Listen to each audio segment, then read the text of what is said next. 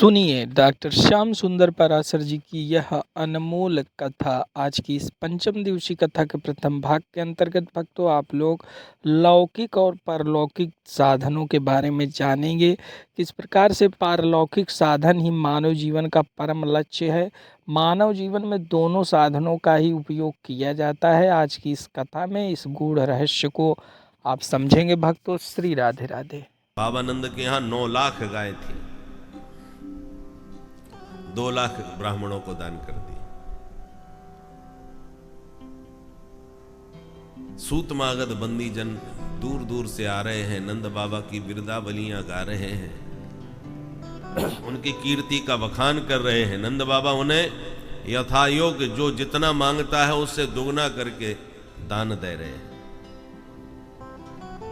हाथी दीने, घोड़ा दीने और दीनी पालकी, जिसने जो मांगा दुगना करके दिया।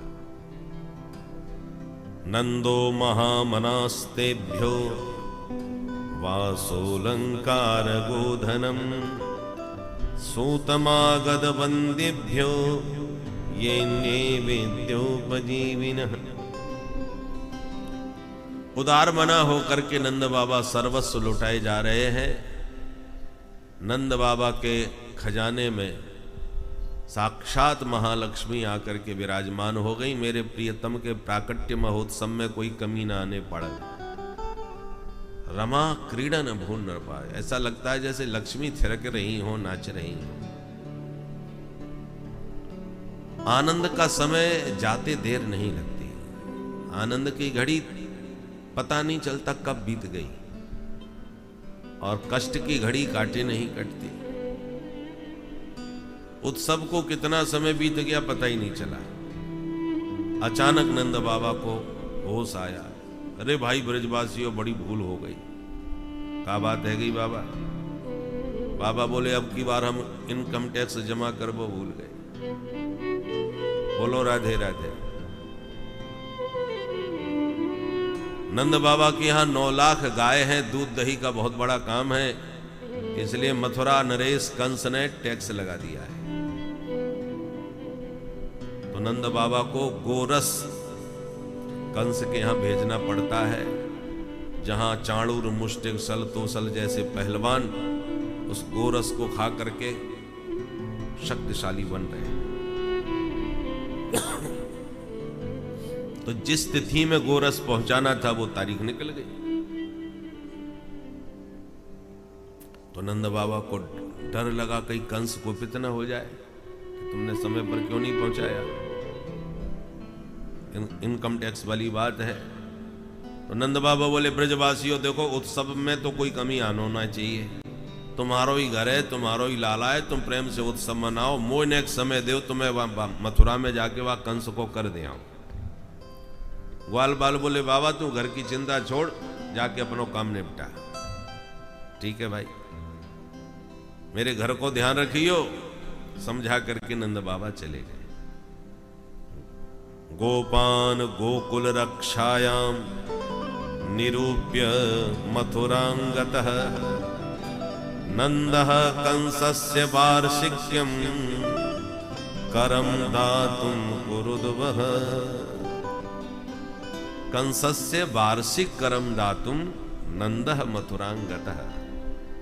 कंस को वार्षिक कर देने के लिए नंद बाबा मथुरा गए, और मथुरा से लाला की मौसी आएगी। कन्हैया की मौसी का मालूम नाम?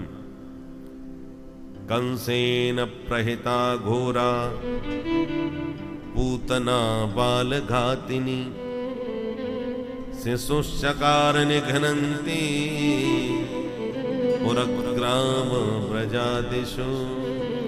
नगर ग्रामों से बालकों की हत्या करती, उन सब बच्चों को विषपान कराती पूतना बाल घातनी गोकुल में प्रविष्ट हो गई।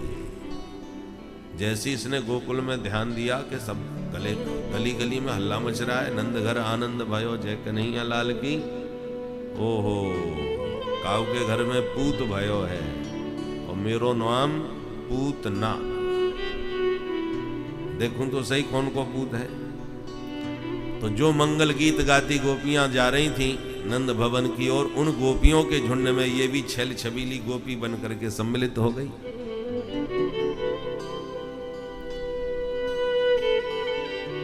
और मैया के सामने भवन के भीतर जाकर के इसने भी बधाई देने का नाटक किया, बातें बनाई।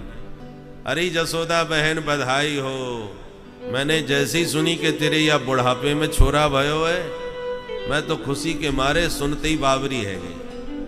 सब घर के काम छोड़ छाड़ के बस तेरो लाला देखे हुए आई हूं। अब ऐसे आके फाड़ फाड़ के मुझे का देख रही है, ना पहचानी। जसोदा मैया नीचे से ऊपर ताके, हे भगवान ये मेरी बहना कौन कहाँ से आ टपकी, मैंने तो आज से पहले कभी देखी ना है, पर मुझ को इतने प्यार से बधाई दे रही है तो होगी तो कोई जान पहचान की ही। अरे खास बहन नहीं सही तो चचेरी ममेरी फुफेरी का दूर रिश्ते की होगी। हमें बाद में रिश्तेदारी निकालूंगी, हमें एकदम पूछूं कि तू कौन है तो बुरा मान जाएगी। इसलिए मैया सशंकित होते हुए भी बुरा न लग जाए, इसलिए हंस करके स्वागत करने लगी। आओ आओ बहनाओ, तुम सबन को आशीर्वाद है जो या बुढ़ापे में ये खुशी को दिन देखने को मिलो। पूतना बोली पहले लाला को दर्शन करा, बाद में तो से बात करूंगी। मैं ये बोली वो पालने में सोबे, तू वहीं जाके आशीर्वाद दिया। मिल गया अवसर, पूतना चली पालने की ओर।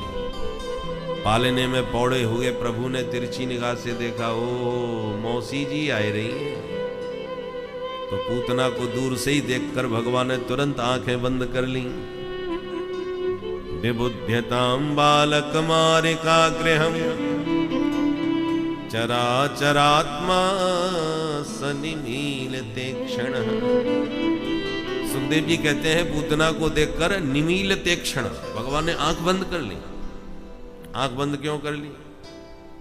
अब इस पर आचार्यों ने खूब चिंतन किया, खूब बहुत सारे अर्थ किए। एक संत कहते हैं भाई जो नन्हे बच्चे होते हैं वो कोई अपरिचित आ जाए और डर जाए तो बच्चों को जब डर लगता है तो आंख बंद कर लेते हैं।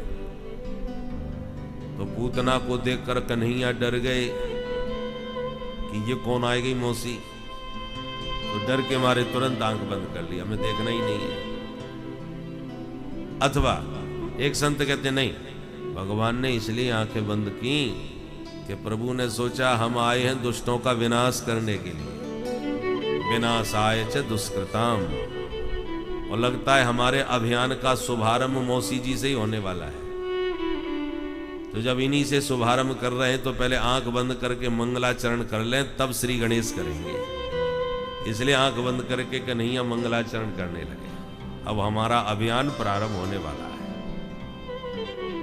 अथवा एक संत कहते हैं कि नहीं, भगवान ने इसलिए आंखें बंद कर ली कि प्रभु ने सोचा हम आए थे ब्रज में माखन मिश्री खाने और माखन मिश्री का स्वाद भी नहीं चख पाए, मौसी जी आ गई हमको जहर पिलाने। तो वही जहर पीने का हमें तो बिल्कुल अभ्यास नहीं है, पर यह अभ्यास हमारे भोले बाबा शंकर को बहुत जोरदार है।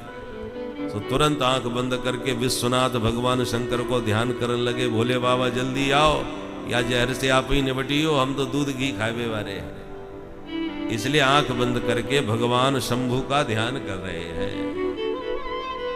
अथवा एक संत कहते नहीं, भगवान ने इसलिए आंख बंद कर ली कि भगवान के हाथ से जो मरता है वो किसी दिव्य लोक में ही जाता है।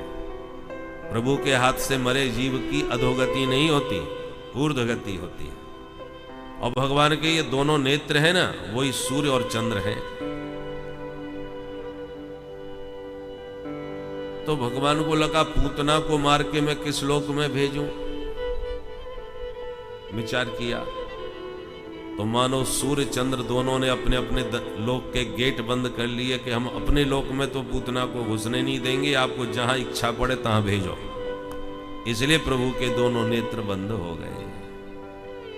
अथवा एक संत कहते नहीं, भगवान ने इसलिए नेत्र बंद किए, प्रभु कहना चाहते हैं जो दृष्टि का पात्र हो उसी पर दृष्टिपात करो। वो पात्र पर दृष्टि जाने से दृष्टि दूषित हो जाती है। हमारे भीतर पाप हमेशा दो ही मार्गों से प्रवेश पाता है, या तो आंख अथवा कान। जब किसी दूषित दृश्य को आंख गाड़ के आप देखोगे तो वो सारी गंदगी दृष्टि से आपके भीतर चली जाएगी।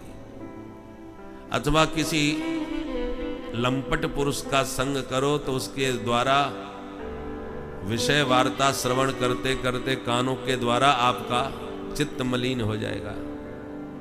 तो या तो सुन के मन दूषित होता है या देख करके मन दूषित होता है।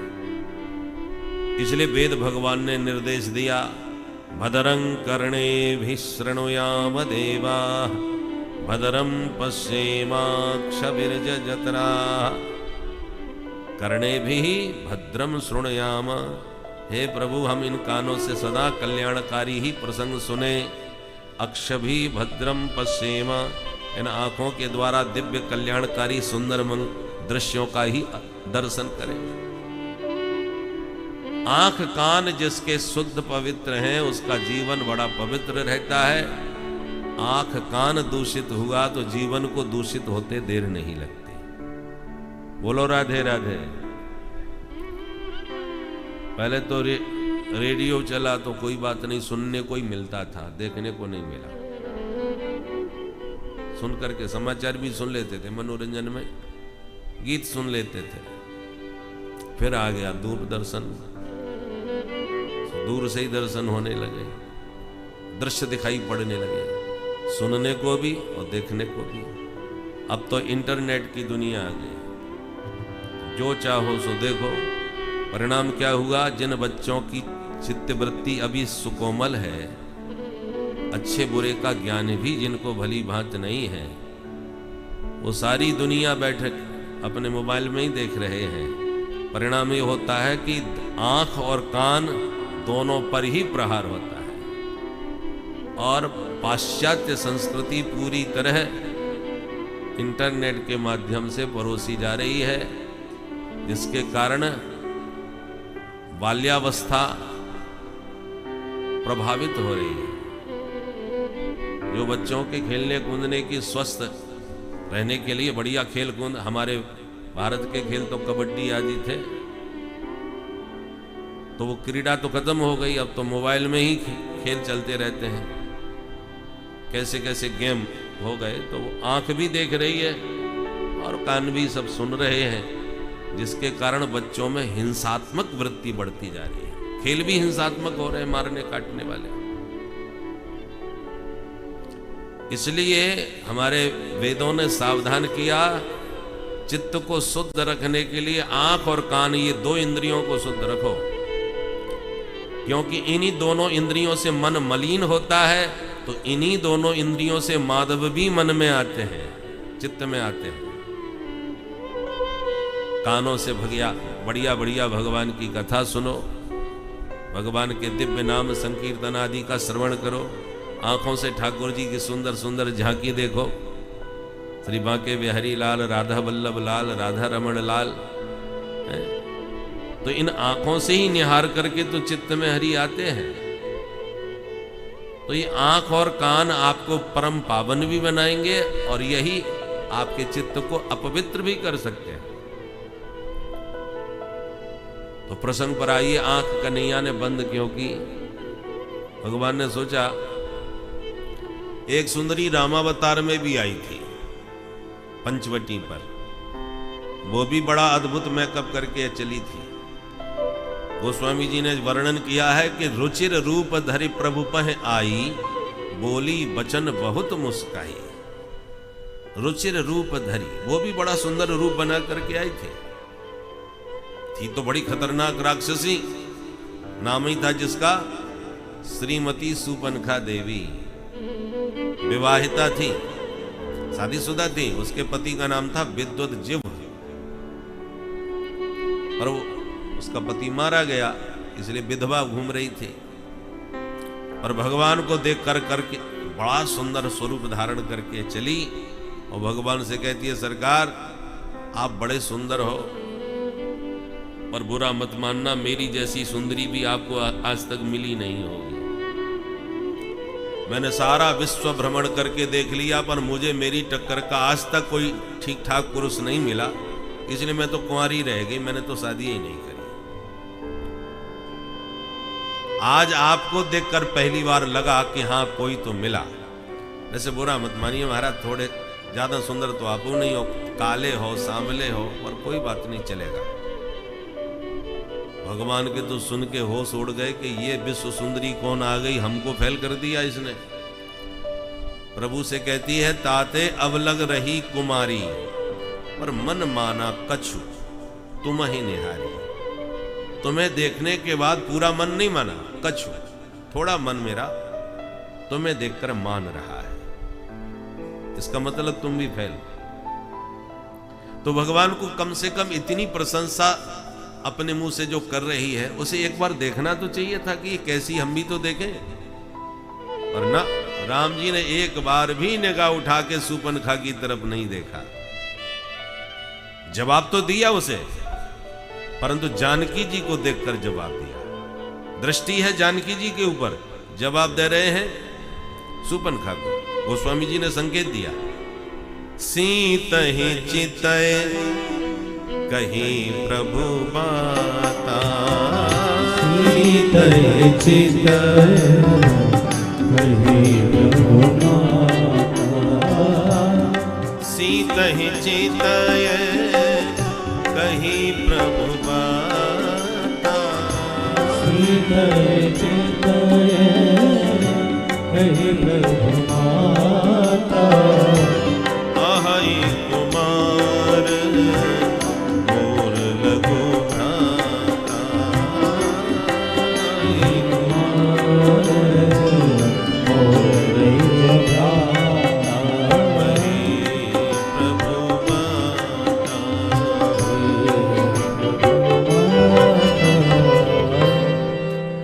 सीतहि चितय कही। भगवान कहना चाहते हैं कि जो दृष्टि का पात्र हो उसी पर दृष्टिपात करो। कुपात्र पर दृष्टि जाएगी तो दृष्टि बिगड़ जाएगी। तीन का कभी भरोसा नहीं करना चाहिए। किस किस का? दृष्टि, वृष्टि और ट्रष्टि। दृष्टि कब बिगड़ जाए? वृष्टि माने बरसात। बरसात कब होने लग जाए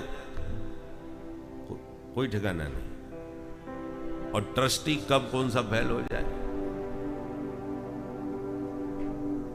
तो भगवान कहना चाहते हैं कि हमारी दृष्टि का पात्र जानकी जी हैं, सूर्पनखा नहीं। और राम जी का सिद्धांत है कि मोह कपट छल छिद्र न भावा। ये छल कपट हमको अच्छा नहीं लगता, और सूर्पनखा के हर शब्द में छल कपट भरा है। वाणी से भी झूठ बोल रही है, वेश भी झूठा है। वास्तव में तो ये सूर्पनखा थी। सूर्पनखा का मतलब सूप जैसे हो नख, नाखून। नाखून इसके बहुत विशाल थे, बड़े बड़े नाखून, सूप की जैसी आकृति। सूप होता है ना, अनाज साफ करने वाला सूप, माताएं अनाज फटकारती हैं उसमें, तो सूप जैसा चौड़ा होता है ना, ऐसे इसके लंबे चौड़े नाखून थे, इसलिए इसका नाम था सूर्पनखा। आजकल भी सूर्पनखा की भतीजियों की कमी नहीं है। बोलो राधे राधे। परंतु भगवान कहते तुम जैसे भी हो वैसे ही हमारे पास आ जाओ, हमें स्वीकार है। पर तुम हो कुछ और बनो कुछ। ये बनावटी बातें, बनावटी रूप रंग हमको पसंद नहीं। रावण था कुछ, बन के कुछ और आया, साधु बन के गया। और उसकी बहन सूर्पनखा भी थी कुछ, बनी कुछ। पर इन्हीं दोनों का एक भाई विभीषण भी है। जैसा था वैसा ही आ गया, जैसा था वैसा ही उसने बताया। कोई दुराज छुपा दूर दूर तक नहीं किया। विभीषण चाहता तो अपना परिचय ऐसे दे सकते थे विभीषण जी कि मैं विश्रवा का पुत्र हूं, पुलस्त ऋषि का नाती हूं, आपका अनन्य भक्त हूं, और रावण के राज्य में भी आपकी उपासना करता हूं। कितना बढ़िया परिचय होता है ये। हर व्यक्ति समाज में जब किसी व्यक्ति को अपना परिचय देता है तो अच्छी बातों का परिचय देता है, बुरी बातें छुपाता है। कोई कमी हो कुल खानदान में तो छुपाने का प्रयास करता है। परंतु विभीषण जी से जब परिचय मांगा तो वही परिचय दिया जो गड़बड़ था। आपका परिचय क्या है? बोले नाथ दसानन कर में भ्राता, निश्चर वंश जन्म सुर त्राता। अब जरा परिचय देने का ढंग देखिए। नाथ दसानन कर में भ्राता, मैं दसानन दशग्रीव रावण का अनुज हूं, उसका भाई हूं। भगवान बोले ये कैसा परिचय देने का तरीका भाई? व्यक्ति या तो अपने व्यक्तित्व का परिचय देता है और समाज में अपनी कोई पहचान न हो तो अपने पिता का परिचय देता है, फलाने के बेटा है, तो बाप का परिचय देता है या अपना परिचय देता है। यहां परिचय भाई के नाम से दिया जा रहा है। मैं दसानन का भाई हूं, नाथ दसानन कर में भ्राता। भगवान बोले ये परिचय देने का कौन सा नया तरीका निकाला भाई? भाई के नाम से कोई परिचय देता है क्या? विभीषण जी ने स्पष्ट कहा, सरकार मैं इसलिए ये परिचय दे रहा हूं कि आपकी शरण में आया हूं, आपको अंधेरे में रखना नहीं चाहता। आपको पता होना चाहिए कि जिससे आपकी ठनी हुई है उसी दसानन रावण का मैं भाई हूं। विचार कर लेना, फिर मुझे शरण में लेना। मैं यदि विश्रवा का पुत्र कह करके परिचय दूं तो बाद में आपको पता चले ये तो रावण का भाई है, तो आपके सामने दुविधा स्थिति ना आ जाए, इसलिए पहले ही बता देता हूं। और निश्चर वंश, निशाचरों के वंश से जुड़ा हूं। और मैं ये इसलिए बता रहा हूं क्योंकि आप प्रतिज्ञा किए बैठे हो, निश्चर हीन करऊं मही भुज उठाए प्रणकीन। तो मैं भी बता देता हूं, मैं भी निशाचरों के वंश का ही हूं। अब ये सारी बातें समझ लो, विचार कर लो, फिर मुझे शरण में लो। इसी बात पर ठाकुर जी रीझ गए कि निर्मल मन जन सो मोहि पावा, मोहि कपट छल छिद्र न भावा। विभीषण के परिचय में कहीं दुराव छुपाव नहीं है, दूर दूर तक। इसलिए राम जी ने बड़े प्यार से मित्र बना करके हृदय से लगाया और विभीषण को आते ही लंकेश्वर बना दिया। अभी लंका जीती भी नहीं और लंकेश्वर विभीषण को बना दिया। तो रावण और शूर्पणखा दोनों में कमी है। विभीषण उन्हीं दोनों के भाई हैं, पर जैसे हैं वैसे हैं, कोई दुराव छुपाव उनके भीतर नहीं है। इसलिए राम जी ने सप्रेम उन्हें स्वीकार किया। पर रावण और शूर्पणखा दोनों में कमी है, दोनों में छल छिद्र है।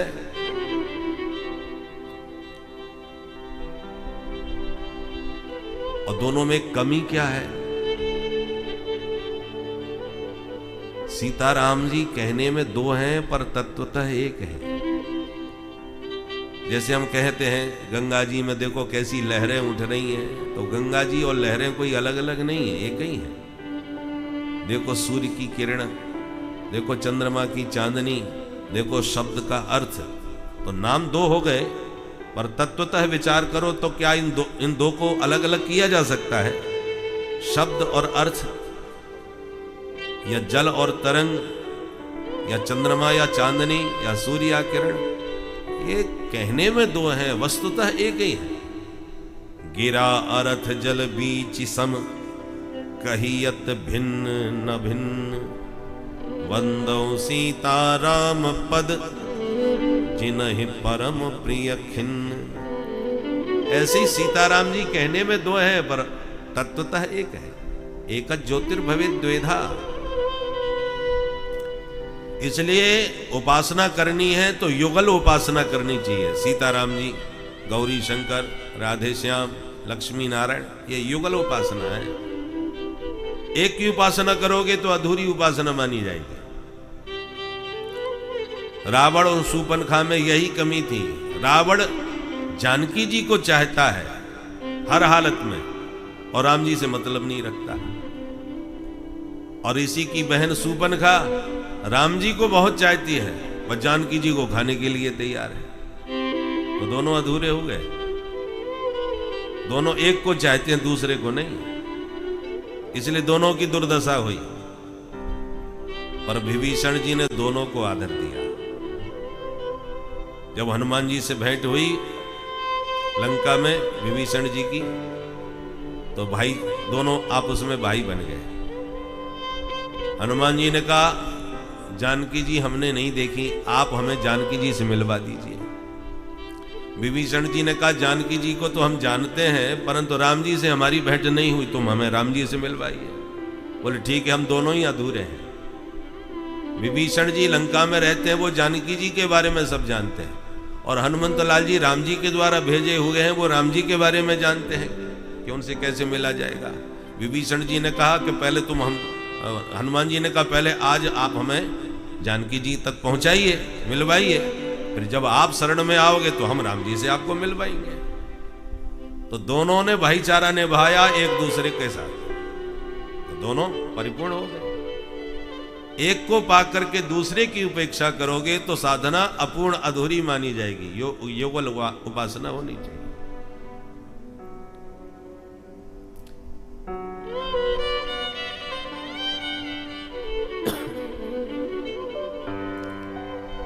कन्हैया ने आंख बंद क्यों करी? क्योंकि विचार किया जब सूपनखा सुंदरी बन के आई थी तो हमारी किशोरी जी उस समय बगल में ही बैठी थी हमारे, इसलिए सीता ही चितय कही प्रभु बाता। जानकी जी को देखकर हमने सूपनखा को जवाब दे दिया, पर आज जब पूतना सुंदरी बन करके हमारे सन्मुख आई है तो हम तो पालेने में पड़े हैं, दाएं बाएं कोई भी नहीं है। अब देखें तो किसे देखें? जो सामने खड़ी है वो दृष्टि का पात्र नहीं है, और दृष्टि का पात्र आसपास भी कोई दूसरा नहीं है। और जब कोई दृष्टि का उचित पात्र न समझ में आवे तो आंख भले ही बंद कर लो, पर कुपात्र पर कभी भूल के भी दृष्टिपात मत करो। इसलिए कन्हैया ने आंखें बंद कर ली, परंतु पूतना को नहीं देखा।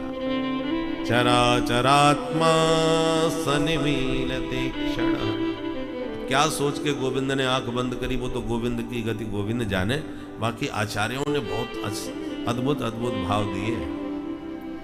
पूतना को लगा बच्चा सो रहा है तो धीरे से आई, लाला को उठाई, गोद में लेकर के विष लगा हुआ अपना स्तन पान कराने लगी। भगवान ने पहले उसका विष पिया, फिर दुग्ध पिया, फिर प्राणों को ही पीना प्रारंभ कर दी। गाढ़ं कराभ्याम भगवान प्रपीड्य तत् प्राणै समम रोष समन्वितो पिबत सा मुंच मुंचालमिति प्रवासिणी निष्पीड्यमाना अखिल जीव मर्मणि। जैसे ही भगवान ने उसके प्राणों का हरण करना प्रारंभ किया तो पीड़ा के मारे पूतना चीत्कार करने लगी, जोर से चिल्लाने लगी, मुंच मुंच, अरे बेटा छोड़ दे छोड़ दे। भगवान बोले मौसी जी बस यही नहीं सीखा, अब जल्दी किसी को पकड़ते नहीं, और जैसे पकड़ लिया उसे जीवन में कभी छोड़ते नहीं। अब पूतना चिल्लाती हुई लाला को लेके भागी, अपना वास्तविक रूप प्रकट कर लिया, और जैसे भगवान ने प्राण विहीन किया कि धड़ाम मर के धरती पर गिरी, तो मरते मरते इसने इतना विशाल शरीर बना लिया कि जब गिरी तो 6 कोस तक के वृक्ष टूट के चकनाचूर हो गए। बोल पूतना मर्दन भगवान की। धरती हिल गई, इसके चीखने से दिशाएं गूंज गईं। मैया डर गई, भाई ये आवाज कैसी आई? तुरंत लाला को देखने दौड़ी तो लाला पालने से गायब। अब मैया भागी, लाला कहाँ गयो, मेरो छोरा कहाँ गयो? ग्वाला भागे बाहर, और मृत शरीर पूतना का जब विशाल काय देखा तो घबराए, परंतु उसके पेट पर बैठे प्रभु को देखा तो लाला को नीचे उतार के मैया के पास लाए। मैया गजब है गयो, और मरी पूतना के पेट पे तेरो लाला बैठो पायो हमने। मैया बोली हे भगवान, ये पूतना कैसे मरी? बोले वो खबर हमें ना चली मैया। एक वाला बोलो मैया तेरे लाला को लेके बड़ी जोर से भगी, सो लगी ठोकर, गिर के मर गई होगी। दूसरा बोला चोरे, ठोकर खा के मरती तो मौके भर गिरती, वो तो बिल्कुल सीधी पड़ी। हाँ ये भी बात विचार कर भी की है। अब बहस होने लगी, ये पूतना मरी तो मरी कैसे? मैया बोली जैसे मरनी थी सो मर गई, पर मेरे नारायण ने मेरे छोरा की रक्षा कर ली। पर छोरा ने मुर्दा छू लियो भाई, छोरा मेरो अशुद्ध है गयो, चलो जाकी शुद्धिकरण करें। तो मैया लाला को गोद में लेके गौशाला में आई। गैया के गोबर में, गैया के मूत्र में, गैया की चरण धूल में लाला को स्नान करायो। गैया की पूंछ पकड़ के झाड़ो लगायो, हे गैया मैया मेरे छोरा की अलाय बलाय सब दूर कर दे। गोमूत्रेण स्नापयित्वा पुनः गोरज सार्वकम। गाय का पंचगव्य बनाया जाता है। गाय के द्वारा उत्पन्न 5 चीजों को मिला के पंचगव्य बनता है। दूध, घी, दूध, दही, घी और गोबर और मूत्र, इन 5 को मिला के पंचगव्य बनता है। उसको पान किया जाता है। उसके पीने का मंत्र है यस्त्वगस्त्यगतं पापम देहे तिष्ठति माम के प्राश्नात् पंचगव्यस्य दहत्यग्निर्वेन्धनम। हे गौ माता, आपका ये दिव्य पंचगव्य हमारे शरीर में, हड्डियों में भी कहीं कोई पाप अंश हो तो उसे सबको जला करके भस्म कर दे, हमारा शरीर शुद्ध और पवित्र हो जाए। ये प्रार्थना गौ माता से की जाती है। अब इसी से जान लीजिए गौ माता कितनी पावन पवित्र है, जिसका पंचगव्य आपके शरीर के समस्त पापों को दग्ध कर देता है। इसलिए गावो विश्वस्य मातरः, गौ माता सारे विश्व की जननी मानी गई है, सारे विश्व की माता है। जन्म देने वाली जननी तो 2 साल तक ही आपको अपने दुग्ध से पुष्ट करेगी, पर गौ माता तो आजन्म अपने दूध से हमारा संवर्धन करती है। इसलिए वो विश्व की माता है। और गौ माता ये भी नहीं देखती कि तुम हिंदू हो कि मुसलमान हो कि ईसाई हो, कोई भी हो, वो तो अपने वात्सल्य से सभी को तुष्ट करती है। शास्त्रों ने गौ माता की महिमा मुक्त कंठ गाई है। भगवान के तो अवतार के हेतु में गौ माता है। गायों के लिए भगवान का अवतार होता है। ब्राह्मण और गाय, विप्रधेनु सुर संत हितलीन मनुज अवतार। तो मैया तो गाय के पूंछ से लाला को झाड़ा दे रही है। उधर नंद बाबा ने मथुरा से लौट करके सारी बात बताई कि भैया मोकू मथुरा में वसुदेव मिल गयो, वाने मोती यूं कही कि तेरे घर में संकट आए बेबारो है। जैसी वाने कही मैंने सीधे घर को दौड़ लगाई और देखो घर ना पहुंच पायो तब तक तो आफत आई गई। या को मतलब वसुदेव पक्को ज्योतिषी निकलो, वाने पहले ही भविष्यवाणी कर दी। ग्वाला बोले बाबा अब जो होना तो सो तो है गयो। ये पूतना तो मर गई, परंतु मथुरा गोकुल को रास्ता जाम कर गई, बीच रास्ता में मरी पड़ी। अब ये बताओ या कहाँ ठिकाने लगाए। नंद बाबा बोले जितने वृक्ष टूट गए हैं सब काट छांट के जाके ऊपर पटक दो, लगा दो या में आग।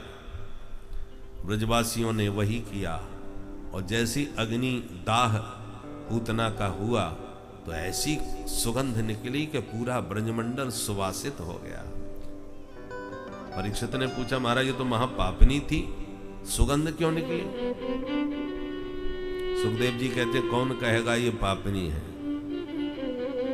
पूतना लोक बालघिनी राक्षसी रुधिरा जिघांसया पिहरये स्तनं दत्वा पसदति। अरे जिस पूतना का नाम बुरा, काम बुरा, कुल बुरा, आहार बुरा, व्यवहार बुरा, भावना बुरी, सब बुराइयां हैं, फिर भी न जाने कौन से गुण पर दया निधि से जाते हैं। ठाकुर जी ने फिर भी उस पूतना में एक गुण निकाल लिया। क्या? बोले बुरी भली जैसी भी हो मेरी मौसी है। और मौसी मतलब माँ जैसी, और मौसी ने व्यवहार भी माँ जैसा ही किया है। एक माँ ही बच्चे को गोद में लेके स्तनपान कराती है, मौसी ने भी यही व्यवहार मेरे प्रति किया। इसलिए मैं तो मौसी को मां जैसी ही गति प्रदान करूंगा। लेभे गतिम धातृचिताम। पूतना के सारे पापों पर, दोषों पर पर्दा डाल के प्रभु ने मौसी मान करके मां जैसी गति प्रदान कर दी। भगवान को कभी किसी का दोष नजर आता ही नहीं है। जो नोट कहीं ना चलता हो वो ठाकुर जी के दान पात्र में तो फटाफट चले ही जाता है। बोलो राधे राधे। ठाकुर जी के यहां तो खरे खोटे सब चलते हैं। तो पूतना जैसी पापनी राक्षसी में भी गुण निकाल करके, गुण दर्शन करके भगवान ने उसको सदगतिम आप अपना दिव्य धाम प्रदान कर दिया। ये तत्पूतना मोक्षम कृष्णस्यार्भकमद्भुतम् शृणुयात् श्रद्धया मर्त्यो गोविंदे लभते रतिम्। जो भी श्रद्धा भक्ति पूर्वक इस पूतना मोक्ष की कथा को कहता सुनता है, गोविंद के चरणारविंद में विशेष अनुराग उत्पन्न होता है। इस कथा के श्रवण का फल है। अब एक बार आई कन्हैया, देखो हम लोग जन्मोत्सव मनाते हैं साल में एक बार, वर्षगांठ, और मैया लाला का जन्मोत्सव हर महीने मनाती है। जब जब रोहिणी नक्षत्र आता है तभी मैया कहती है मेरो लाला यही नक्षत्र में पैदा भयो, मैं आज विशेष गीत गवाऊंगी, उत्सव मनाऊंगी। और वैसे सच बताएं, अपना जन्मोत्सव अपने नक्षत्र में ही मनाना चाहिए। आप जिस नक्षत्र में पैदा हुए हो तो वर्ष में वर्षगांठ भी जब मनाएं तो उसी नक्षत्र में वर्षगांठ मनाना चाहिए। ये भारतीय की प्राचीन पद्धति है और दक्षिण भारत में ये पद्धति अब भी चलती है। परंतु हम लोग नक्षत्र तो सब भूल भाल गए।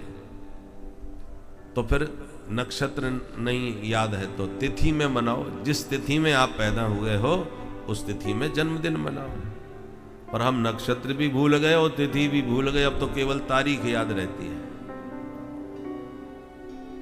किंतु हमारे जितने भी पर्व हैं वो सब तिथि से मनाए जाते हैं, तारीख से नहीं। चाहे दीपावली हो, चाहे होली हो, चाहे रक्षाबंधन हो, जितने पर्व हैं, और भगवान के भी जन्मोत्सव, जन्माष्टमी है, रामनवमी है, तो तिथि के अनुसार ही तो मनाई जाती है।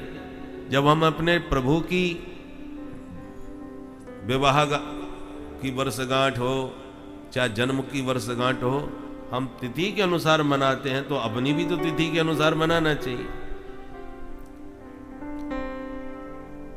अरे सूर्य चंद्र ग्रहण आदि जो भी कुछ पढ़ते हैं वो तिथि के अनुसार पढ़ते हैं, तारीख के अनुसार नहीं। अमावस्या है, पूर्णिमा है, तभी तो सूर्य ग्रहण चंद्र ग्रहण आते हैं। सब तिथि के अनुसार चलते हैं। इसलिए हमें भी अपनी तिथियों का महत्व रखना चाहिए। हम लोग श्राद्ध करते हैं तो जिस तिथि में हमारे पूर्वज गए हों उसी तिथि के अनुसार श्राद्ध किया जाता है। हर काम हमारा तिथि के अनुसार चलता है, तो हमें अपना जन्मोत्सव भी तिथि अनुसार ही मनाना चाहिए। तो मैया तिथि के अनुसार ही, नक्षत्र के अनुसार मनाती है। जब जब रोहिणी नक्षत्र आए तभी तब उत्सव मनाएं। माताएं व्यवहार में बोलती हैं, कभी कभी नाराज हो जाएं बच्चों पर, बोले ये भगवान जाने कौन से नक्षत्र में पैदा हुआ है, ऐसा डांटती हैं कभी कभी। इसका मतलब जन्म का प्रभाव नक्षत्र के माध्यम से होता है। आप जिस नक्षत्र में जन्म लिए हो उस नक्षत्र का प्रभाव आपके जीवन में होगा।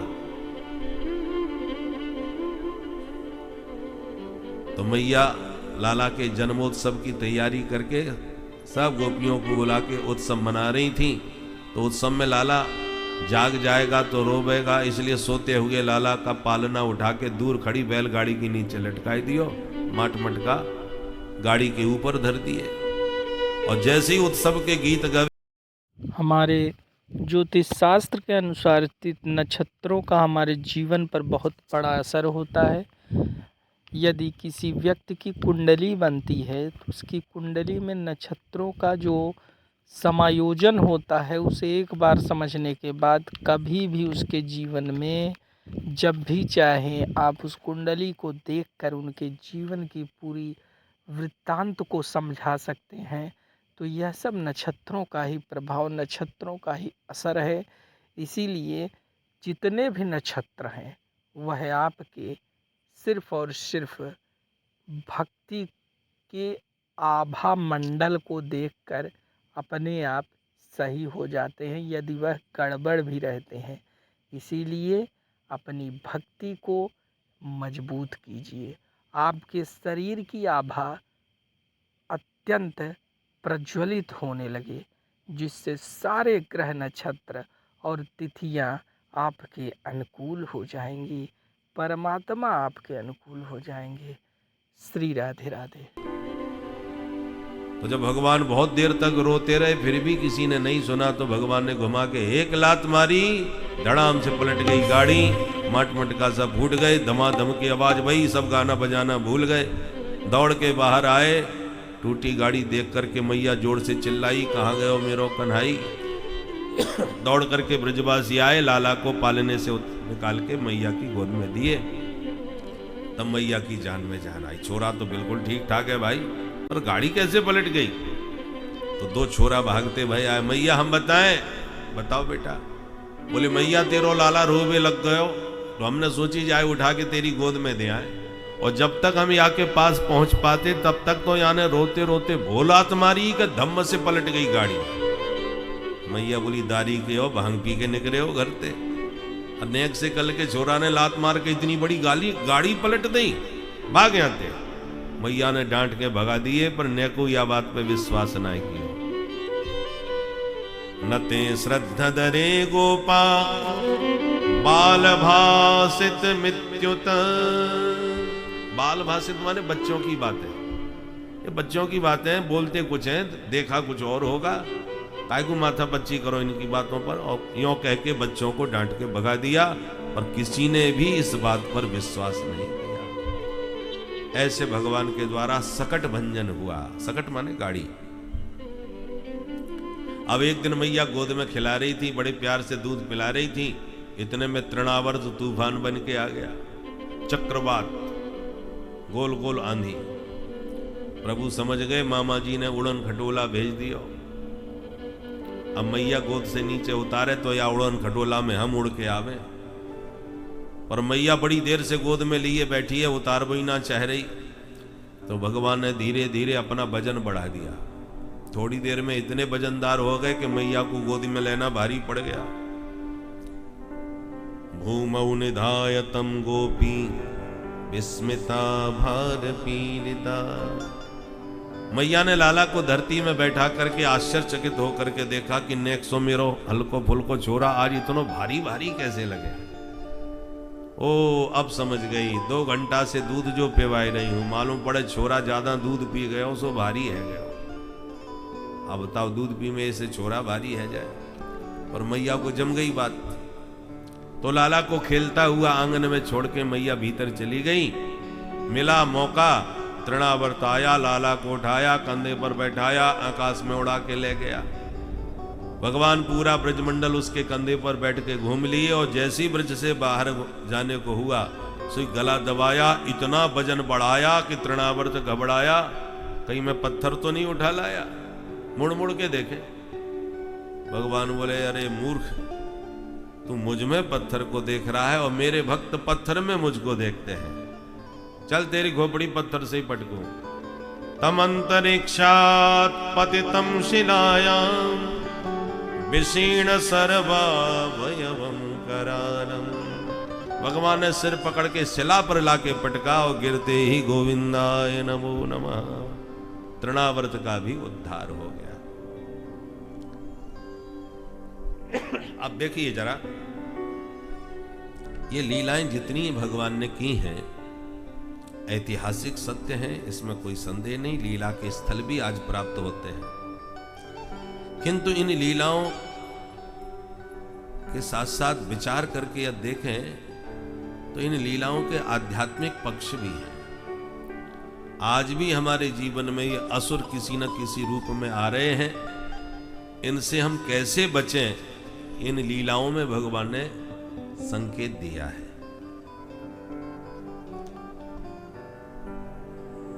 भौगोलिक स्थिति में तो ब्रजमंडल आप जानते ही हैं, मथुरा में है, परंतु आध्यात्मिक दृष्टि से देखें तो वो मथुरापुरी है, तो ये हमारी जो मानवपुरी है ये भी मथुरापुरी है, मोक्षदापुरी है।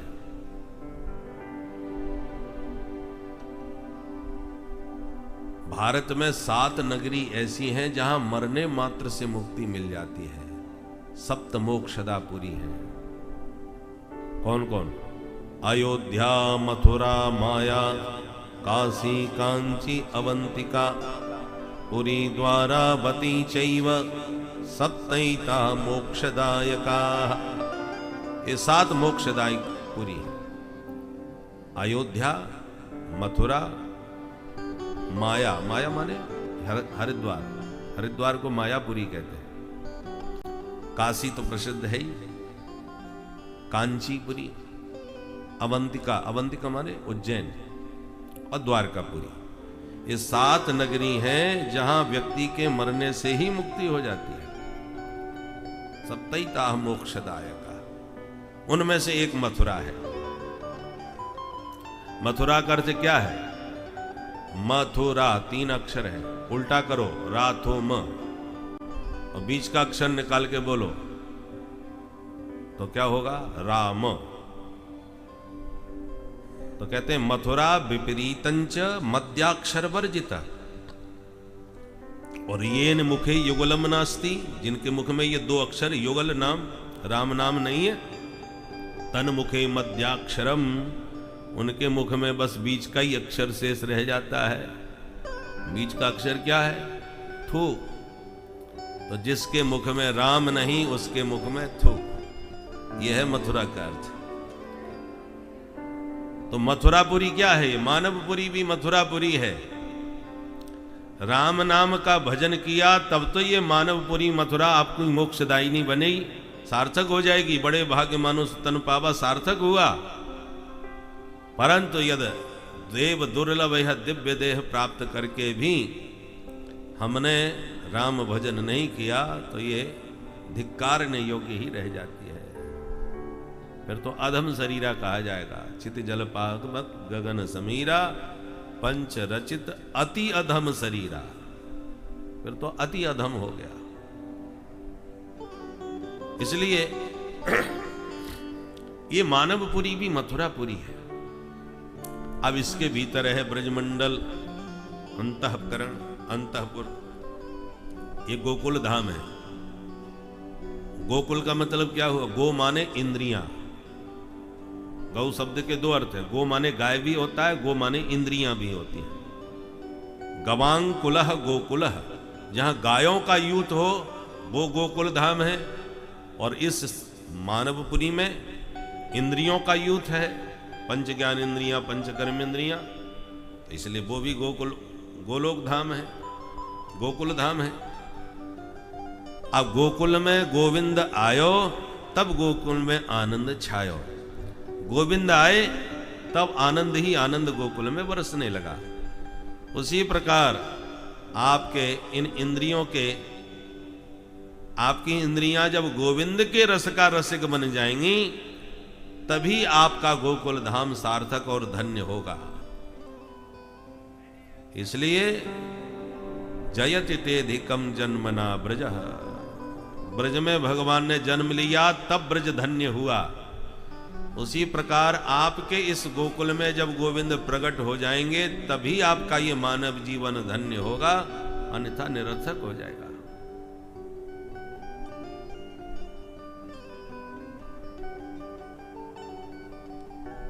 अब गोकुल में जब गोविंद आए तब दैत्यों के भी आक्रमण हुए। सबसे पहले पूतना आई। पूतना कौन है? पूतान नयति सा पूतना, बालघिनी है, बच्चों को मारती है। पूतना को अविद्या का स्वरूप माना गया है। अविद्या अबुद्ध जनों को प्रभावित करती है, प्रबुद्ध जनों से दूर रहती है। बाल घातनी पूतना बच्चों को मारती है, बड़ों को नहीं, बड़ों पर प्रहार नहीं करती। और ज्ञानी जो पुरुष होते हैं वो भगवान के प्रौढ़ पुत्र हैं, मोरे प्रौढ़ तनय सम ज्ञानी। तो ज्ञानियों से तो ये अविद्या दूर रहती है, परंतु जो अज्ञानी जीव हैं, अबुद्ध जीव हैं, ना अबुद्ध कहते हैं ना समझ। संस्कृत में बाल शब्द का प्रयोग जो होता है अज्ञानियों के, ना समझों के लिए होता है। इसलिए ये बाल घातनी है, माने जो अबुद्ध जन हैं, जिनको न शास्त्र ज्ञान है, न शब्द ज्ञान है, न सद्गुरु का सन्निधान है, ऐसे अबुद्ध जनों पर अविद्या अपना पूरा प्रभाव डालती है, उन पर विष का प्रभाव छोड़ती है। तो बाल घातनी पूतना है। पर गोकुल में जब घुसी तो कन्हैया पहले ही प्रकट हो चुके थे। तो गोविंद के गोकुल में पूतना की एक न चली, भगवान ने ब्रजवासियों का कुछ भी अहित नहीं होने दिया और पूतना को परलोक पहुंचा दिया। इसका मतलब क्या है? हमारे अंतःकरण में जब गोविंद विराजमान होंगे तो फिर अविद्या उस जीव का कुछ नहीं बिगाड़ सकती। जो भगवद आश्रित जन नहीं है, जिन्होंने भगवान का आश्रय ग्रहण नहीं किया, उन्हीं जीवों को प्रभावित करती है पूतना, अविद्या। पर जो भगवान का आश्रय लिए बैठे हैं, भगवान अपने आश्रित जनों की अविद्या का विनाश करके अविद्या से अपने भक्तों की रक्षा करते हैं। यही है पूतना वध। उसके बाद सकट भंजन किया, गाड़ी को तोड़ा। गाड़ी कौन सी थी? कन्हैया नीचे लटके थे और ऊपर माट मटका रखे थे, गोरस सामग्री। ऐसा क्यों हुआ? क्योंकि गाड़ी में एक भी बैल नहीं था, बिना बैल की गाड़ी थी, इसलिए ऐसा हुआ। हमारा ये जो जीवन है ये भी गाड़ी है, मानव जीवन की गाड़ी। इस गाड़ी में दो बैल लगते हैं। बैल क्या है? बैल धर्म का स्वरूप होता है। भगवान भोलेनाथ को वृषभध्वज कहा जाता है और उनको धर्मध्वज भी कहा जाता है, क्योंकि धर्म और बैल एक ही स्वरूप है। वृषभारूढ़ भगवान शंकर हैं, बैल पर सवार, नादिया पर बैठे। इसका मतलब धर्म पर आरूढ़ रहते हैं भगवान भोलेनाथ, धर्मारूढ़। और धर्मध्वज है, धर्म की ध्वजा। और धर्म माने वृषभ, वृषभ उनकी ध्वजा में विभूषित रहता है। तो कहने का तात्पर्य यह है, धर्म का प्रतीक है वृषभ, बैल। और हमारे जीवन की गाड़ी भी दो बैलों पर चल रही है। दो बैल मतलब लौकिक धर्म और पारलौकिक धर्म। इसकी चर्चा विस्तार से धर्म और परम धर्म के रूप में हो चुकी है कई बार। इसलिए संसार में जब तक आप इस शरीर में हो, तब तक लौकिक व्यवहार को भी आपको निभाना है। माँ बाप की सेवा भी करना है, गुरुजनों की सेवा करना है, पत्नी पुत्र का भरण पोषण करना है। ये जितने भी कर्तव्य हैं लौकिक संसार के, ये हैं सांसारिक धर्म। परंतु जिस उद्देश्य से प्रभु ने आपको मानव तन दिया है, वो परम उद्देश्य है भगवत प्राप्ति, वो परम धर्म है। तो इस प्रकार से लौकिक व्यवहार भी निभाओ और इसी व्यवहार को निभाते हुए, भगवत भजन करते हुए, उपासना आराधना करते हुए अपने जीवन के लक्ष्य की ओर भी बढ़ते जाओ। इन दोनों बैलों पर आपकी गाड़ी चलनी चाहिए। परंतु इस गाड़ी में एक भी बैल नहीं था। ऐसे बहुत से मनुष्य होते हैं जो किसी धर्म से मतलब ही नहीं रखते। कैसे? जैसे पूर्वजों के द्वारा इतनी धन संपत्ति मिल चुकी है कि हमें दुनिया में किसी से कोई लेना देना नहीं, जिंदगी भर मौज करेंगे, खाएंगे पिएंगे, मस्त रहेंगे। यावत जीवेत सुखम जीवेत ऋणम कृत्वा घृतम पवेत भस्मीभूतस्य देहस्य पुनरागमनम कुतः। ये नास्तिक सिद्धांत है, चार्वाक का। उनका सिद्धांत क्या है? जब तक जियो मौज के साथ जियो, खाओ पियो मस्त रहो, खत्म हो जाए तो उधार लेकर के घी पियो, क्योंकि मरने के बाद कौन कहां जाएगा किसने देखा है। इसलिए यावत जीवेत सुखम जीवेत ऋणम कृत्वा घृतम पिबे, उधार लेकर के घी पियो, क्योंकि भस्मीभूतस्य देहस्य पुनरागमनम कुतः। जब शरीर भस्म हो जाएगा तो फिर कौन कहां जा रहा है, किसने देखा। तो इस प्रकार से लौकिक धर्म से मतलब नहीं, व्यवहार से मतलब नहीं, और दूसरा परमार्थ को हम मानते नहीं। परलोक किसने देखा है, तो ना परलोक को मानते हैं ना लोक में किसी से डरते हैं, तो पूरी तरह से धर्मनिरपेक्ष हो गए। दोनों बैल जीवन की गाड़ी से निकल गए। उसका परिणाम क्या हुआ, कन्हैया का पालना नीचे लटक गया और माट मटका गाड़ी के ऊपर रख दिए। संकेत क्या मिला, जिनका धर्म से कोई संबंध नहीं रह जाता, लोक परलोक में किसी से कोई मतलब नहीं रखते, न लोक में किसी से डरते हैं, न परलोक को मानते हैं, ऐसे प्राणियों के जीवन में भौतिकवाद पूरी तरह सिर पर सवार हो जाता है। भौतिक सामग्री, भोग सामग्री सिर पर है, माने गाड़ी के ऊपर है, और जो जीवन का परम तत्व, परम लक्ष्य भगवत प्राप्ति है, वो भगवान नीचे लटक रहे हैं। गाड़ी के नीचे भगवान और ऊपर भोग सामग्री, ये विपरीत स्थिति है।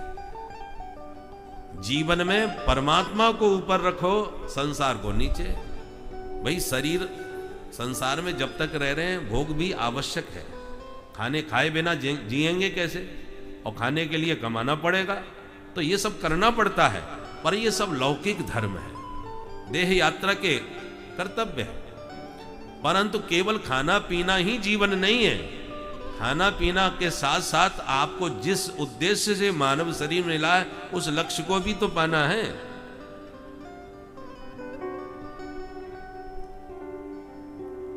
हम लोगों का तो कबड्डी का खेल है, वो आप खेल को, जिन्होंने बचपन में कबड्डी खेली होगी, आजकल तो लगभग बहुत कम होता जा रहा है। कबड्डी में क्या है कि आप कबड्डी करते हुए गए कबड्डी देने के लिए, अब सांस न टूटे उससे पहले जो दूसरी लाइन खींची है विपक्ष में, उसको छू करके सांस टूटने से पहले अपने पाले में आ जाओ, जीत गए आप। और परंतु वहां पर वो लोग पकड़ लेते हैं, पटक देते हैं, तो आप हार गए, आउट हो गए। उसी प्रकार भगवान ने निर्धारित श्वासें दे करके संसार के खेल के मैदान में आपको भेजा है। अब सांस टूटे उससे पहले आप जीवन के परम लक्ष्य को प्राप्त करके अपने घर वापस पहुंच जाओ, तो आपका मानव जीवन सफल सार्थक हो गया। किंतु आप यहीं पर काम क्रोध लोभ के कुचक्र में फंस गए और केवल पूरा समय कबड्डी, केवल कबड्डी से सांस भी तो आपकी खत्म हो रही है भैया। ऐसी घूमते रहो आसपास तो सांस टूट जाएगी, तो आउट हो गए आप। लक्ष्य को छूना है। उसी प्रकार जितनी निर्धारित श्वासें हैं, श्वास श्वास पे हरि भज वृथा श्वास जनक होए, ना जाने या श्वास को आवन होए न होए। श्वास सब निर्धारित है, वो श्वास टूटे उससे पहले जीवन के लक्ष्य को पालो, तो आपने अपना जीवन का खेल जीत लिया, सार्थक कर लिया मानव तन। उसी प्रकार लोक परलोक दोनों को सुधारना है। संसार में भी रह करके आप अपने कार्यों की छाप छोड़ के जाओ कि जाने के बाद भी लोग तुम्हें याद रखें, पर केवल मान प्रतिष्ठा ही जीवन का लक्ष्य नहीं है। भगवत प्राप्ति, जिस तत्व को जानने के बाद आना जाना ही हमेशा के लिए खत्म हो जाए, और वो मानव शरीर से ही संभव है, इसलिए उसको भी पाना है, वो परम लक्ष्य है। तो इस प्रकार से लोक परलोक दोनों को सुधारना है। कि दो बैलों की गाड़ी है जीवन की, परंतु जो जिनका लोक और परलोक दोनों से कोई संबंध नहीं होता, दोनों की दो उपेक्षा जो हो जाती है, ऐसे धर्म विहीन मनुष्य के जीवन में भौतिकवाद सिर पर सवार हो जाता है। और ऐसे स्थिति में भगवान कभी कभी ऐसी लात मारते हैं कि गाड़ी पलट जाती है, और गाड़ी पलटी तो गोविंद ऊपर हो गए और माट मटका फूट के सब नीचे आ गए। इसका मतलब क्या है, जब हम पूरी तरह भौतिकवाद में डूब जाते हैं और भगवान को बिल्कुल भूल जाते हैं, तो कभी कभी भगवान का पाद प्रहार, पैर की ठोकर लगती है। जैसे सुनामी आ गई, जैसे कोरोना आ गया, ये सब पाद प्रहार की लीला है। कि बड़े बड़े नास्तिक अनीश्वरवादी वो भी ईश्वर को याद करने लगते हैं, हे प्रभु अब तो इस खतरनाक समय से आप ही हमें बचाओ। क्या होगा? भगवान की ओर ध्यान कब गया ब्रजवासियों का? जब गाड़ी पलट गई तो सब गाना बजाना भूल गए, क्योंकि जिसके लिए गीत गब रहे थे उसी को भूल करके मस्त हो रहे थे। और गाड़ी पलटी तो भगवान ऊपर आ गए, मटका नीचे आ गए, और ब्रजवासी भी दौड़ के कन्हैया को देखने लगे और हृदय से लगा करके स्नेह करने लगे। उसी प्रकार जिस ईश्वर के द्वारा ये संसार चक्र चल रहा है, जब उस ईश्वर को ही भुला करके हम अपने आप में मौज मस्ती में खाने पीने में मस्त हो जाते हैं, तो बीच बीच में कभी कभी भगवान को ऐसी लीला दिखानी पड़ती है जिस लीला चरित्र को देखकर आपको भी विवश होकर के भगवान का आश्रय ग्रहण करना ही पड़ेगा।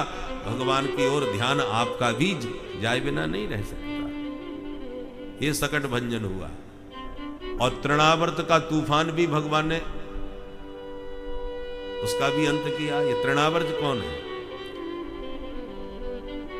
जब आंधी आई तो दिन में भी अंधेरा हो गया और धूल मिट्टी आकाश में इतनी छा गई कि सबकी आंखें बंद हो गई।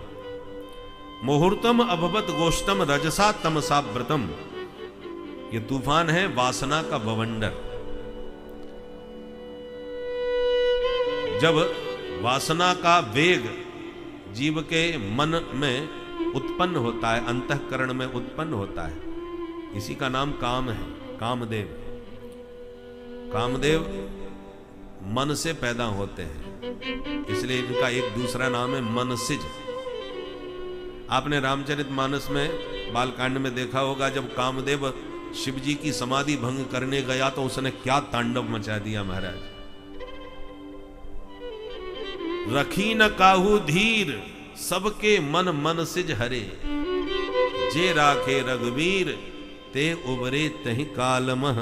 गोस्वामी जी ने वर्णन किया। उसी प्रकार जब वासना का बवंडर अपना भयंकर प्रचंड रूप से आपके हृदय अंतःकरण और मन में प्रकट होता है, तो आपको भी विवेक शून्य करता है, बड़े बड़े ज्ञानियों के ज्ञान के प्रकाश को भी ढक देता है, और अज्ञान का अंधकार उसके हृदय में छा जाता है। परंतु तृणावर्त जब गोकुल में आया तो भगवान ने उसका वध करके ब्रजवासियों को बचाया। उसी प्रकार जिनके हृदय में राम जी बैठे हैं, श्याम जी बैठे हैं, उनके हृदय में ये बवंडर अपना प्रभाव नहीं जमा पाता। आता तो है पर भगवान के द्वारा शांत कर दिया जाता है। स्मरण करने से माधव हृदय में आते हैं, और स्मर नाम कामदेव का भी है। स्मर वो भी स्मरण करने से आता है। और जहां राम राज्य हृदय में हो वहां काम राज्य अपना काम नहीं कर पाता। जहां राम तह काम नहीं, जहां काम नहीं राम, तुलसी कबहु न रह सके रवि रजनी एक ठाम। रवि के सामने रजनी नहीं आज टिक सकती, दोनों विरोधी हैं। तो जब हृदय में राम राज्य की स्थापना हो चुकी हो तो काम की एक नहीं चलेगी। इसलिए गोस्वामी जी ने कहा, प्रभु ये काम आदि दोषों का निवारण करना मेरे बस की बात नहीं, ये बड़े प्रबल शत्रु हैं। इन शत्रुओं से आप ही हमको बचाइए। कामादि दोष रहितम कुरु मानसं च। गोस्वामी जी ने यही तो मांगा। कामादि खल दल गंजनम, राम जी की स्तुति में भी है। कामादि विकार दूर करना भगवान के सामर्थ्य में है, हम लोगों की सामर्थ्य में नहीं। विश्वामित्र पराशर प्रभतयः ये चाम्बवातासना, तेपि स्त्रीमुख पंकजम सुललितम दृष्ट्वैव मोहं गतः। सास्लन्यम सघृतम पयोदधियुतम ये भुंजते मानवाः, तेषामिंद्रिय निग्रहो यदि भवेद विंध्यस्तरेत सागरम। श्री भर्तृहरि महाराज, आपने सुना होगा भर्तृहरि का चरित्र। अद्भुत राजा हुए हैं भर्तृहरि, सम्राट, जिनके छोटे भाई विक्रमादित्य भर्तृहरि जी ने सोचा मन सबसे ज्यादा आकर्षित किस में होता है। विचार किया कि सबसे अधिक सुंदरी में मन आकृष्ट होता है, तो निर्देश दिया जो सबसे विश्व सुंदरी हो उसे प्रस्तुत किया जाए। तो पूरे साम्राज्य में देख करके जो परम सुंदरी स्त्री थी वो उनको सुलभ किया गया, और उससे उन्होंने पूरे मनोयोग से, पूरे हृदय से उससे प्रेम किया। एक महात्मा को तपस्या के परिणाम स्वरूप ब्राह्मण को एक अमर फल प्राप्त हुआ, जो खाएगा वो अमर हो जाएगा, चिरजीवी हो जाएगा। अच्छा, तो ब्राह्मण ने कहा मैं चिरजीवी बन के क्या करूंगा, ब्राह्मण ही तो हूं, हमारे महाराज यदि खा लें तो वो यदि चिरंजीवी हो जाएंगे तो देश का कितना विकास होगा। वो ब्राह्मण ने वो अमर फल भर्तृहरि महाराज को दे दिया। महाराज आप इसे पाइए, उसकी सारी विशेषताएं बताई। भर्तृहरि जी ने कहा ठीक है। उन्होंने कहा कि मैं इस फल को खाऊंगा और मैं सबसे ज्यादा प्रेम करता हूं अपनी पत्नी से, सुंदरी से, यदि वो खा लेगी तो हमेशा मेरे सामने वैसी चिर यौवन संपन्न बनी रहेगी, तो मेरा जीवन आनंदमय रहेगा। इसलिए उन्होंने वो फल अपनी देवी जी को, जिसे वो अत्यंत प्रेम करते थे, उसको दे दिया।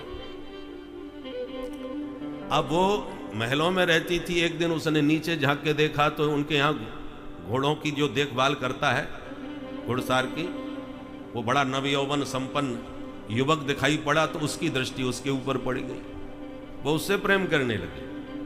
तो उसने जो फल मिला था वो अपने उस प्रेमी को दे दिया कि तुम खाओगे, सदा चिर यौवन संपन्न रहोगे, तो मुझे बड़ी प्रसन्नता होगी। अब जिस युवक को उसने फल दिया वो किसी राज नृत्यांगना से प्रेम करता था, जो राज दरबार में नाचती थी, सबसे ज्यादा वो उसको चाहता था। उसने उसको फल दे दिया, देवी तुम खाओ, मैं तुम्हें सदा परम सुंदरी के रूप में देखना चाहता हूं। नृत्यांगना ने फल तो ले लिया, उसने सोचा मैं तो नाचने गाने वाली हूं, चिरंजीवी हो जाऊंगी, क्या करूंगी। महाराज कहीं इस फल को खा करके चिरंजीवी हो जाए तो राष्ट्र का कितना गौरव बढ़ेगा। उसने नाचने वाली ने महाराज को ही ला करके फल दे दिया। महाराज ये अमर फल है, इसे आप पाइए। अब राजा का माथा घूमा, ये फल तो मुझे पहले भी मिल चुका था। नृत्यांगना से कहा सच बताओ ये फल तुम्हें किसने दिया। आदेश दिया तो उसने बता दिया। घुड़सार वाले को बुलाया, तुम्हें ये फल किसने दिया, सत्य बताओ, झूठ बोलोगे तो मृत्यु दंड मिलेगा। उसने सोचा जब मरना है तो सत्य ही बोल दो। उसने कहा महाराज महारानी जी ने हमको दिया था। ओहो, अब झटका लगा भर्तृहरि जी को कि मैंने जिसको संसार का सारा सुख दिया, सच्चे मन से प्रेम किया, उसी ने मेरे साथ धोखा। माया महा ठगिनी हम जानी। माया बहुत ही शक्तिशाली, बहुत ही प्रबल है। हम लोग इस माया से विजय प्राप्त नहीं कर सकते। माया से विजय आपको प्रभु की कृपा से ही प्राप्त हो सकता है। माया इतने रूपों में आपके सामने प्रस्तुत होती है कि एक मानव का जो मन है वो विकृत हुए बगैर नहीं रह सकता। अलग अलग रूपों में, अलग अलग रंगों में, अलग अलग स्वादों में, अलग अलग मौसम में, अलग अलग ऋतुओं में यह माया आपको अलग अलग तरह से ऐसा भर पाती है कि आप इसमें बिना विचलित हुए नहीं रह सकते। हाँ, ये है कि इसी में आप प्रभु की जब भक्ति करते रहेंगे तो प्रभु को आप पर जब दया आएगी तो अपने आप ही माया का पर्दा आपके ऊपर से हट जाएगा और आप शाश्वत आनंद को प्राप्त होंगे। भक्तों, कथाओं को इसी प्रकार से सुनते रहें। श्री राधे राधे। दूसरे में आ सकते हैं, सबको धिक्कारने लगे। धिक्तांच तंच मदनंच इमांच मांच। धिक्कार है मुझे, धिक्कार है ये मेरी सुंदरी पत्नी को, धिक्कार है उसके प्रेमी को। इस कामदेव ने सबको नचा रखा है। ऐसा उत्कृष्ट वैराग्य हो गया भर्तृहरि महाराज को कि अपने भैया विक्रमादित्य को साम्राज्य सौंप करके तपस्या करने चले गए। उन्होंने 3 शतक लिखे, उसमें वैराग्य शतक, श्रृंगार शतक, नीति शतक, ऐसे उनके शतक बहुत प्रसिद्ध हुए। तो भर्तृहरि महाराज का ये वचन है, विश्वामित्र पराशर प्रभतया ये चाम्बवातासना तेपि स्त्रीमुख पंकजम सुललितम दृष्ट्वैव मोहंगतः। विश्वामित्र जैसे महान तपस्वी जो दूसरा ब्रह्मांड रचने की सामर्थ्य रखने वाले थे अपने तपोबल से, उस महात्मा विश्वामित्र को भी एक मेनका ने आकर के उसकी तपस्या को भंग कर दिया। जो केवल वायु का आहार करके, घास पत्ते खा करके भी अपने शरीर को कस रहे थे तपस्या से, वो भी कामदेव के प्रभाव से बच नहीं सके। तेपि स्त्रीमुख पंकजम सुललितम दृष्ट्वैव मोहंगतः साश्लन्यम सघृतम पयो दधियुतम ये भुंजते मानवा तेषाम इंद्रिय निग्रहो यदि भवेद विंध्यस्तरेत सागरम। भर्तृहरि महाराज कहते हैं, जो घास पात खा करके भी अपने मन इंद्रियों पर संयम नहीं कर पाए, तो जो खीर मालपुआ रबड़ी रोज चकाचक घोंट रहे हैं, वो यदि ये कहें कि हम परम जितेंद्रिय हैं, तो ये बात उसी प्रकार महा झूठी है जैसे कोई कहे हमने पहाड़ को समुद्र में बहता हुआ देखा था। विंध्यस्तरेत सागरम, विंध्याचल सागर में बहता हुआ जा रहा था। ये बात सुनने में जितनी झूठी है उतना ही उसका मिथ्या कथन है कि मैंने इंद्रियों को जीत लिया। माया बड़ी बलवती है। माया से आप अपने बल से कभी नहीं बच सकते, भगवान की कृपा से ही बच पाओगे। जे राखे रघुवीर ते उबरे तहि कालमह। भगवान जिन पर कृपा करें वही बच सकता है, अपने बल से कोई नहीं बच सकता। इसलिए ये जो बवंडर है, वासना का बवंडर, इससे बचने का एक ही उपाय है कि भगवान को हृदय में विराजमान कर लो। गोकुल में जैसे गोविंद विराजमान हो गए तो तूफान कुछ नहीं बिगाड़ सका गोकुल का, भगवान के हाथों मारा गया। उसी प्रकार से जो हरि के आश्रित होते हैं, ये वासना का बवंडर उनका कुछ नहीं बिगाड़ सकता, क्योंकि जहां राम नहीं काम, जहां राम राज्य हो वहां काम कुछ नहीं बिगाड़ सकता। इसलिए गोस्वामी जी भी ने प्रार्थना कर रहे, कामादि दोष रहितम कुरु मानसम च। प्रभु आप ही इन विकारों को दूर कर सकते हैं। बोल भक्त वत्सल भगवान की जय। इस प्रकार से भगवान ने असुरों का संहार किया। अब एक दिन गर्गाचार्य जी आए वसुदेव जी से प्रेरित होकर गोकुल में। नंद बाबा ने स्वागत किया, अहो भाग्य हमारे, आप जैसे संत पधारे। महाराज आपकी कृपा से घर में 2 छोरा हैं, पर ये छोटे वाले जसोदा के लाला ने जब से जन्म लियो है, या के ऊपर बड़े संकट आ रहे हैं महाराज। अब आप ही बताओ या की ग्रह दशा कैसी चल रही है।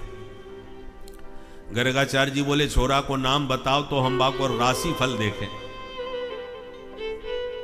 तो नंद बाबा बोले, महाराज हमने तो अबे कछु नाम ना धरो,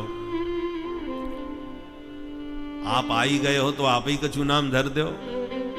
गर्गाचार्य जी बोले, हाँ नाम तो हम रख देंगे, पर एक शर्त है। कहा, बोले हल्ला गुल्ला बिल्कुल नहीं मचना चाहिए, चुपचाप शांत एकांत में नामकरण कराओ तो हम कर देंगे। ठीक है महाराज। तो गौशाला में गर्गाचार्य जी बैठ गए। नंद बाबा ने भीतर खबर करी तो जसोदा मैया और रोहिणी मैया अपने अपने छोरन को लेके चल पड़ी। रोहिणी बोली, बहन जसोदा या पंडित को बहुत नाम सुन रहा को है भाई, या यशो विद्वान पूरे ब्रजमंडल में कोई ना है। जसोदा मैया बोली, बहन तू कहे तो या पंडित की मैं कछु परीक्षा लेके देखूं।